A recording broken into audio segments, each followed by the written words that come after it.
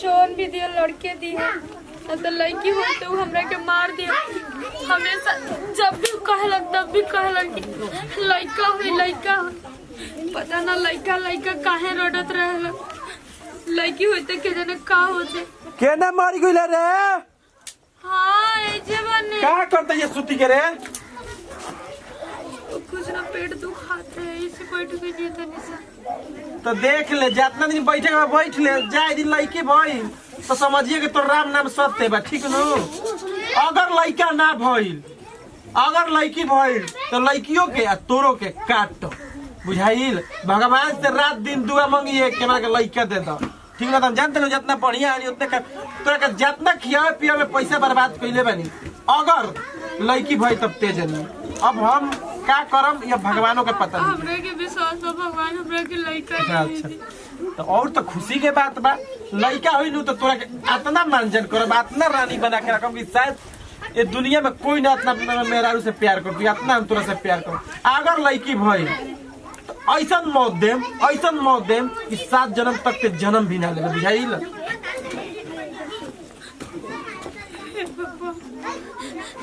भले लड़का देखे हमार तो जान ले लिया लेकिन लड़का दिया भगवान हम नहीं चलना रहे लड़का लेके खुश रहिए।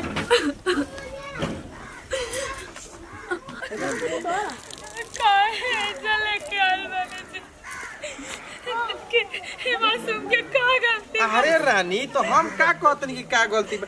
बहुत ना बहुत हम तरह से प्यार कर। अरे ना रे पगली हमार जान ले ले लेकिन मासूम के कुछ ना करे। हम तो मजाक करते हम काहे मारे मारम ना मारम टेंशन मत लो। अच्छा ई बताओ तू भगवान से बढ़िया से दुआ ना मांग रहा ना।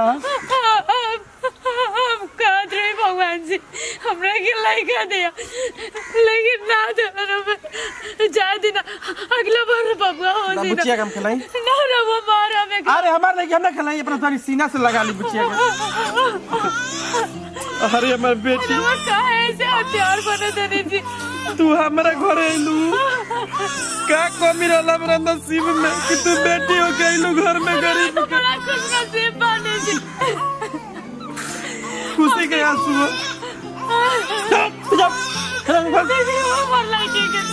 आखिरी बार हमारे लड़की ने जी भर के प्यार कर बताओ तू पापा के गरीब करेलू एगो तो पापा और गरीब बा वही और गरीब हमरा भाई से आइए देखिए हमरा भाई से हो सके तो बेटा के सपना पूरा करती बहुत आगे जाए पढ़ लेके। अरे वो बात समझे ना जी। अरे गलती लड़की कैसे करा देने जी बेटा कब बेटी कब बेटा नहीं के बन सकत बुझाइलू। आइया के दिन बड़ होई नु त हमर मुंह करिए कर का भरोसा बे ऐसे बढ़िया अभी ना नीमक चटा दो अगर से मुंह दो मत करे ऐसे मत करे देखी रवा फेंक देने रवा काहे फेंक देने जी रवा फेंक देनी और बेटी के तो क्या करती बेटी लेके अचार डालब भगवान हमरों के बार बार साला बेटी देता। अरे भगवान एकदम तो शैतान है भगवान ना बेटी देता का बेटा देने में दिक्कत बता बोलावा माई के घर दी इन्हें का बुझा कहता हमरे के बेटी देता हम ये को भगवानी हमरे में जर पैसा बा जाओ बेटी से तो के मुआई बा बुझाइल हफ्ते उम्र में जी के का करबे बेटी पैदा करले हमरा मेरा ना चाहिए।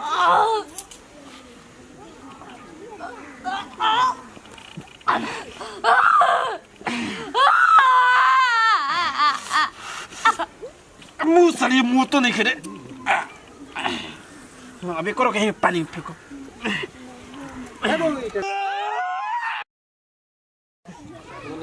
अरे आँख में सुरतिया बा उठवा पिलाली हमारा घरे आईली हमार घर वाली हमारा घरे आईली हमार घर वाली। अच्छा इतना खुशी काहे अच्छा बताओ कितना खुश बाड़े हमरा से शादी करके। हम तो बहुत खुश बानी रो बानी हम तभी खुश 50% बानी या 100% कब हो हम जब हमने घर में नन्हा मुन्ना मेहमान आई अब जब लड़की आई न तो 0% खुश रह बुझाई। जतने में हंसाइला उतने रोइबो कहीं। अगर बेटी भइल तो समझ ले कि तोर खैर न रही। ऐसा काहे बोलत तनी रवा? पगलाइल बनी का? बेटी से तो पूरा संसार चलत हटे। तोरा पता बना के मेरे दूसर का शादी तोरा से भइल बा? पता बा ना? अब मेहरारू के वो आप खुद खुशी ना कैले रहल बल्कि हम जान से मरले रही बुझाइल। आ ये बात हाला कैले तो तोरो के जान से मार देब। अगर लड़की भइल तो समझिए कि तोर आखिरी दिन है बुझाइल ना। हाँ बोला तनी रवा पगलाइल बनी का? हमू तो केहू के बेटिया हनी जौन की रवा से शादी भइल बटे हमार। अगर बेटिया ना रही तो दुनिया चली कैसे? तब बेटी हमरे के काहे भगवान दियन हमरे किस्मत में काहे? रोवे की थोड़ी बेटी बाड़ी सन, हमू तो कोई की बेटिया ना बानी। बात तू नहीं खे। भगवान में हमरा में एगो शर्त लागल बा। भगवान कहले बड़नु कि ते ना जीतबे, हम कहले बनी कि हम जीतब। उ अदबद के हमरा के लड़की दियन, हम अदबद के मुआई ठीक बा। हम जब तक बेटा ना हुई तब तक हमरा कलेजा के ठंडक ना पहुंची। हाँ, इतना पाप करत नहीं रहुआ। देखी ये सब जिद छोड़ दी, सब अच्छा नहीं के ठीक बटे ना। चल हमारा के ते मत सिखाओ ठीक बा। अब की बारी बेटा कर देख तोर मांग कितना हुई। इतना मान जान करम नु कि शायद कोई ये दुनिया में अपना मेहरारू का इतना प्यार ना करत हुई जितना हम करत रही। देखी हम तो बस भगवान से विनती कर सके ना कि हे भगवान हमरे के बेटा दिया। लेकिन भगवान के दिमाग में का चलत तटे? भगवान हमरे के का दियन, बेटा दियन की बेटी दियन, ई तो हमनी के हाथ में नहीं खे ना जी। भगवान ही ना जानत है ना। कुछ ना सब इंसान के होला ठीक बा। ते अपन बस कर्तव्य कर, दिन रात मेहनत कर कि भगवान से ये दुआ मांग कि हमारा लड़का होके। अगर लड़की हुई तो फिर देख लिए दिक्कत हो जी ठीक ना।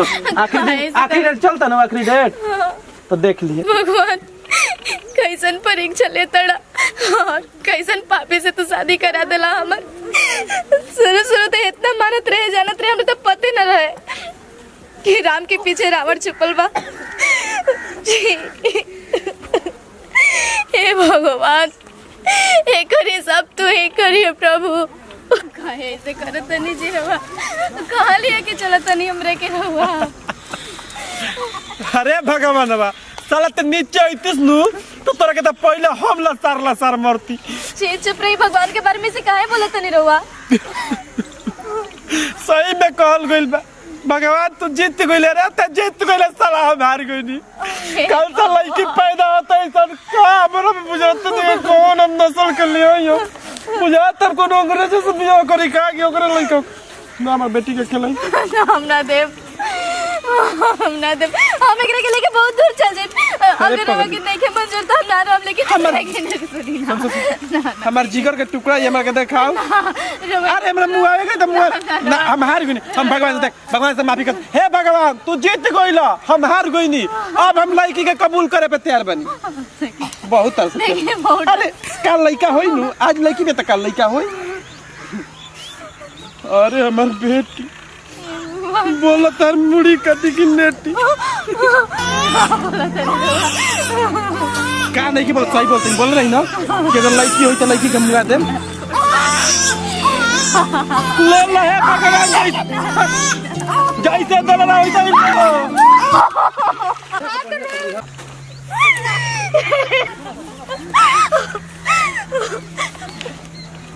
मुआ देनी ना दिल में से कर रहा के हम काहे से करते नहीं रहा। अरे रानी दूर रहिए मेरे से। अरे लड़की मर गई तो तू क्या कर बुझी के शायद तू साथ में बर्दाश्त ना कर। देखी दूर रहिए मेरे से। ऐसे बढ़िया शुभ काम है। चल दूर चल।